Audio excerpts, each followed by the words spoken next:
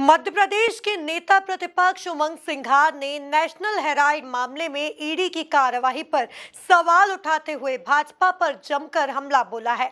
उमंग सिंघार ने कहा कि भाजपा देश में विपक्ष की आवाज को खत्म करना चाहती है।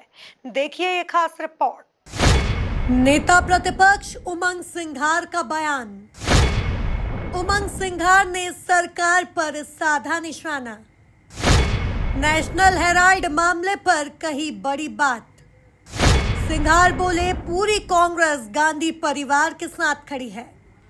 उमंग सिंघार ने कहा कि सोनिया गांधी राहुल गांधी की जांच जो खत्म हो चुकी थी उसको खोला गया। उन्होंने कहा कि यह सिर्फ लोकतंत्र में विपक्ष की आवाज दबाने की कोशिश है। उमंग सिंघार ने कहा कि दरअसल कांग्रेस ने इलेक्टोरल बॉन्ड का मुद्दा उठाया। भाजपा ने इसके जरिए हजारों करोड़ का अवैध चंदा लिया। क्या यह करप्शन नहीं है? भाजपा ने करप्शन को भी देश में लीगल कर दिया है। उन्होंने कहा कि भाजपा ईडी और आईटी जैसी एजेंसियों के जरिए कंपनियों पर भी दबाव बनाती है और चंदा लेती है। देश के अंदर भारतीय जनता पार्टी ऐसा लगता है कि लोकतंत्र में जो विपक्ष की आवाज है उसको खत्म करना चाहती है। नेशनल हेराल्ड का मामला वापस से इसकी फाइलें खोलेगी, जिसमें सोनिया जी और राहुल जी जो जांच खत्म हो चुकी थी, जांच को वापस से ओपन किया गया। ये भारतीय जनता पार्टी लोकतंत्र के अंदर विपक्ष की आवाज को दबाना चाहती है।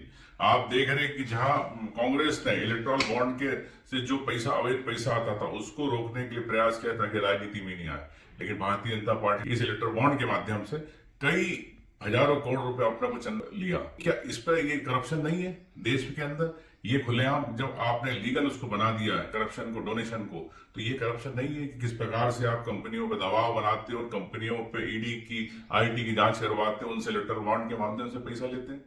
तो ये भारतीय जनता पार्टी लोकतंत्र की हत्या करना चाहती है। आज हमारे मध्य प्रदेश के अंदर भी एक मामला हुआ था, लोकायुक्त ने उसको चालान पेश नहीं किया, सौरभ शर्मा को जमानत मिल गई। भारतीय जनता पार्टी की सरकार अगर घोटाले करती है तो उस घोटाले पर भारतीय जनता पार्टी जांच नहीं कराना चाहती। आज हमारे प्रदेश के अंदर जल जीवन मिशन को लेकर हजारों करोड़ का घोटाला हुआ, परिवहन घोटाला हुआ, शिक्षा को लेकर नर्सिंग घोटाला हुआ, लेकिन सरकार अपने मंत्रियों को बचाना चाहती है। सरकार इस पे जांच नहीं कराना चाहती।